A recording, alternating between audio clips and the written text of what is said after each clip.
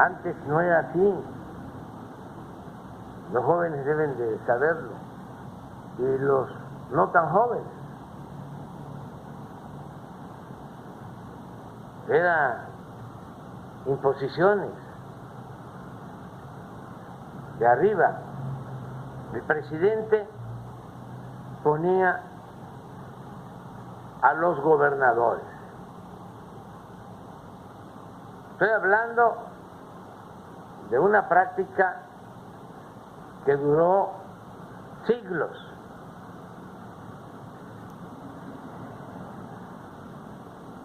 Más de 100 años. El presidente pone a los gobernadores. Es una regla no escrita que definió Porfirio Díaz y luego la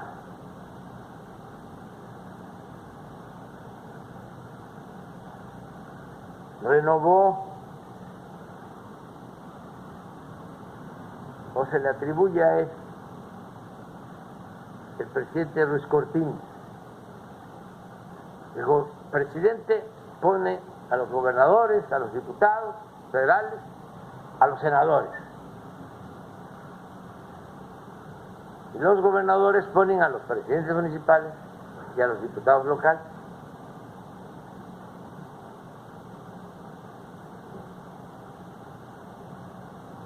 Esa era la regla. Incluía también al Poder Judicial. El presidente ponía a los jueces, magistrados y ministros. Y en el caso de los estados, los gobernadores ponían a los presidentes del Poder Judicial local,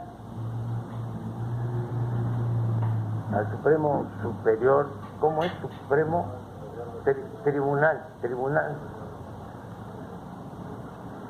al Supremo Tribunal Superior de Justicia, Tribunal Superior de Justicia, en los estados.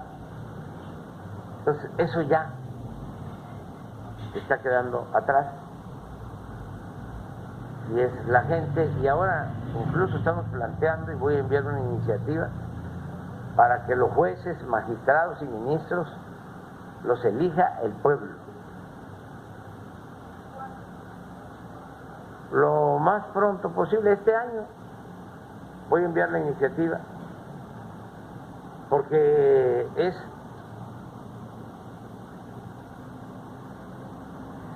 justa y necesaria. Solamente así se va a poder limpiar el Poder Judicial. No encuentro otro método más que el método democrático para limpiar de corrupción el Poder Judicial. ¿Cómo se le hace para que no haya jueces, magistrados y ministros corruptos que hacen lo que les da la gana, se enriquecen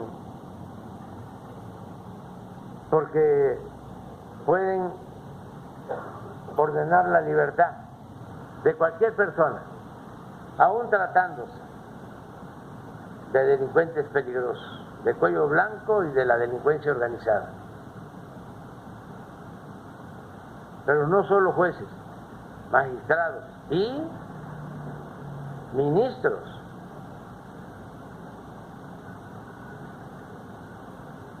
Que resuelven sobre cuestiones que afectan a familias, que afectan a comunidades, que afectan a la nación incluso. Estoy ahora viendo lo de los jóvenes desaparecidos de Ayotzinapa y me encontré con una resolución de magistrados en donde le daban de plazo al Ministerio Público que acusaba a los supuestos participantes en la desaparición de los jóvenes,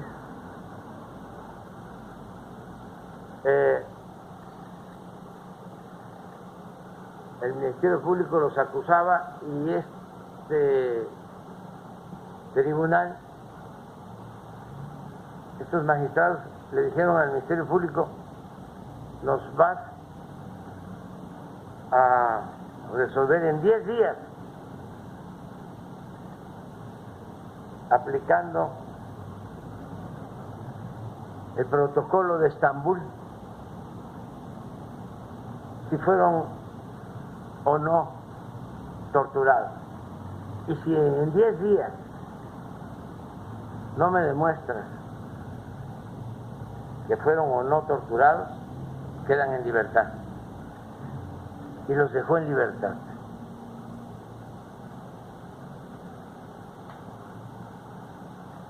Y algunos eran inocentes, pero otros no. Tengo pruebas de que sí habían participado en la desaparición de los jóvenes. Y yo me pregunto, ¿esta decisión la tomaron los magistrados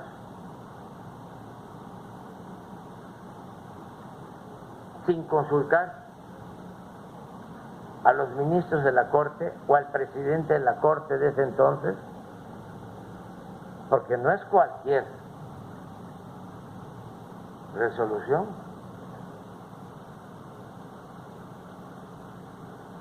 Imagínense que los que habían participado los dejan libres.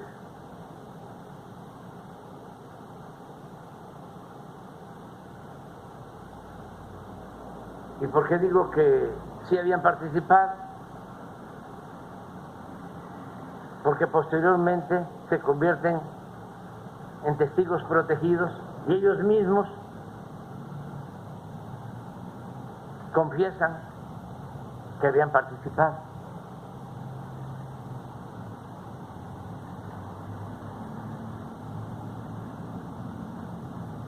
Entonces, ¿cómo resolvemos eso? Que los jueces no actúen por consigna o por dinero. ¿Cómo tenemos jueces íntegros, incorruptibles, que realmente apliquen la ley? Pues solo con la gente, que nos ayude todo el pueblo. Porque también los opresores antidemocráticos, corruptos, establecieron la creencia de que el pueblo no sabe de estas cosas, que lo que tiene que ver con la impartición de justicia es asunto de los abogados, de los expertos, de los estudiosos del derecho. Eso es lo que hicieron los tecnócratas, sosteniendo que la economía era asunto de economistas, o los políticos tradicionales que decían que la política era asunto de los políticos. No, la justicia, la economía, la política es asunto de todos. Y no es tan complejo. Muchas veces es de sentido común, de juicio práctico. ¿De dónde surge el derecho? Pues de las costumbres y del sentido común. y del juicio práctico. Y todo es así. La economía y la política. Sí existen ciertas técnicas, pero pues hacer justicia es reivindicar a quien es víctima de un abuso. Y eso es lo que tiene que hacer el juez. Y castigar al que cometió un delito. Pero imagínense que se comete un delito grave, y así como este tribunal que pide 10 días, cuando esos protocolos de Estambul pueden llevar hasta un mes, 2 meses, porque se requieren estudios médicos, psicológicos, bueno, nada más los términos o los procedimientos burocráticos, los oficios.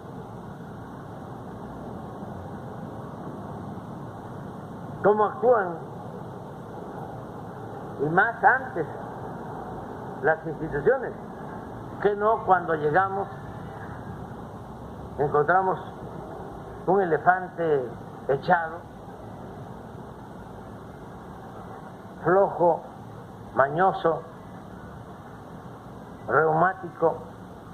¿Cuánto tiempo nos llevó ponerlo de pie? ¿Y cuánto tiempo nos llevó empujarlo para que empezara a caminar?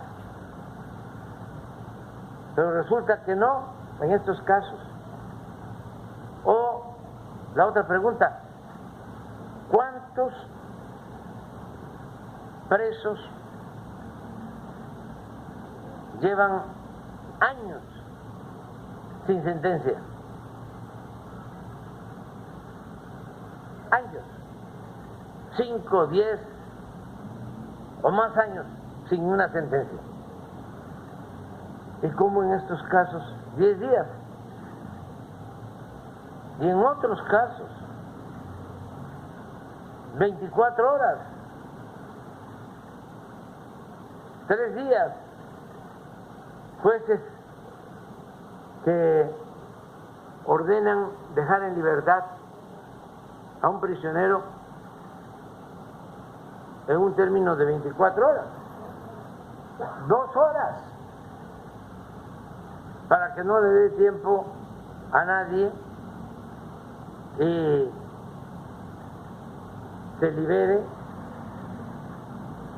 con quien se tiene el compromiso. Entonces sí hace falta esa reforma, la reforma para que sean los ciudadanos y que no exageren, no es que cualquiera va a ser juez o magistrado o ministro, porque son unos exagerados y mentirosos. Empiezan a decir que ahora cualquier ciudadano va a ser juez. No va a ser así.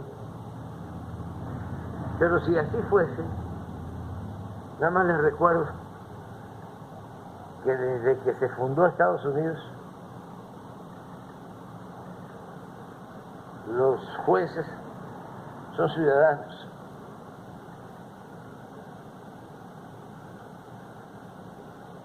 Así se escogen. Los que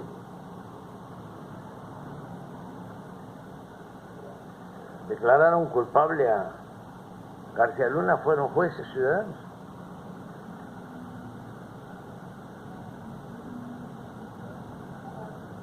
¿Mande? Jurado. Ciudadanos. Bueno, pero tenemos que seguir avanzando en todo esto y sí es importante, iniciando el año, recordar eso, que se necesita una reforma constitucional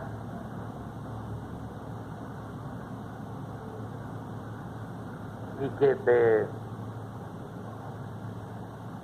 para llevar a cabo una reforma constitucional se necesita contar con el apoyo de mayoría calificada, es decir, no solo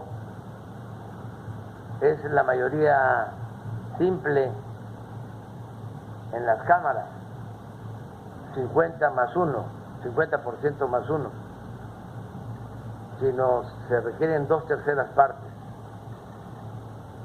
A eso se llama mayoría calificada. Si no se tiene esa mayoría calificada, no se puede llevar a cabo ninguna reforma constitucional. Tomar eso en cuenta, informarlo, porque ni modo que a los manipuladores, a los que les conviene que siga este régimen de injusticias, vayan a informarlo. ¿Cuánto tiempo ha pasado? ¿Y quién sabía que para reformar la Constitución se necesitaba de mayoría calificada? ¿Quién sabía qué cosa es una mayoría calificada? ¿Quién sabía cuántos votos de los 500 de la Cámara de Diputados son mayoría calificada? No son 251, sino son 334. Pues tenemos que ir informando, porque antes no les convenía que la gente supiera, porque el pueblo para ellos no existía. Ahora se enojan conmigo y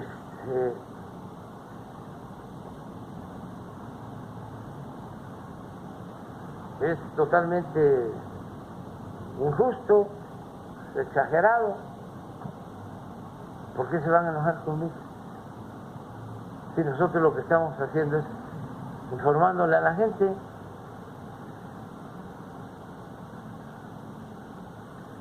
Haciendo labor de concientización para que cada vez conozcamos más nuestros derechos y podamos ejercerlos. Eso es lo que hacemos. Y tener mucho cuidado con la manipulación. Estaba yo viendo ayer en las redes. Empieza el año, la gasolina, 28 pesos el litro. No saben, en nado sincronizado, ¿cuánto repitieron eso? Yo les invito que hagan una revisión de todas las gasolinerías o gasolineras de Tabasco o de su estado. ¿Dónde está 28 pesos el litro? Nada. Era empezar el año mintiendo. Todo orquestado. A lo mejor es el señor Quintero y otros que están reclutando para ese propósito, porque tienen en las redes gente contratada y robots. No me gusta decir bots, porque es mejor decir robot. Se entiende más y tiene más relación con lo artificial. Bots puede ser alguien de carne y hueso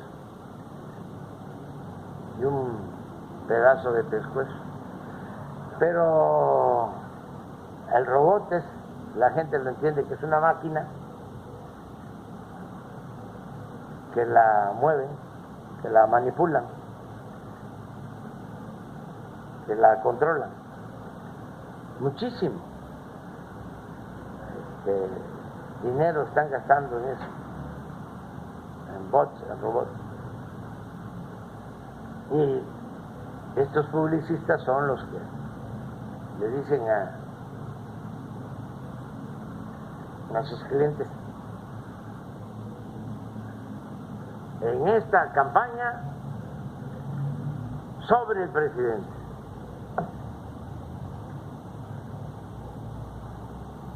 Son predecibles, pero están muy mal.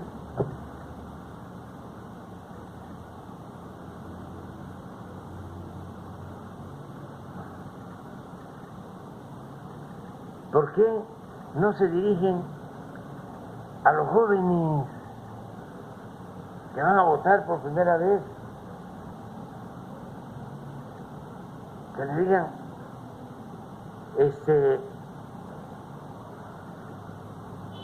te vamos a garantizar el derecho al estudio, vamos a entregar más becas, pero además, cuando termines, vas a tener garantizado tu trabajo y va a ser bueno tu salario. Eso no, que el presidente se ríe. Pues ¿qué quieren? Que yo esté petrificado.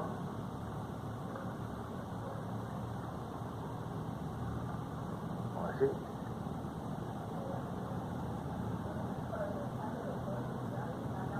Que callen como momia, ¿no? Que se calle el presidente como si fuese una momia.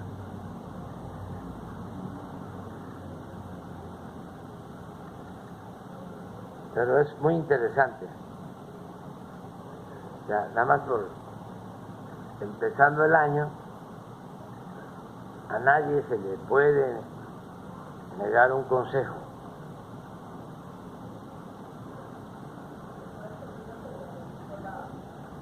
No lo he visto, pero no, yo no sé nada de eso.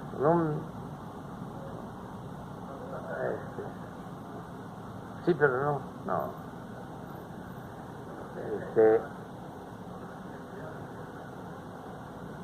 Tabasco. Dos proyectos, presidente, Villahermosa, justo Vicente el Malecón, respecto al proyecto que usted nombra, Digital Redes Sociales Sur Tabasco. Dos proyectos muy importantes para Tabasco: el acueducto de Usumacinta, que tiene que ver con la planta potabilizadora, y lo que tiene que ver con el malecón de Villahermosa.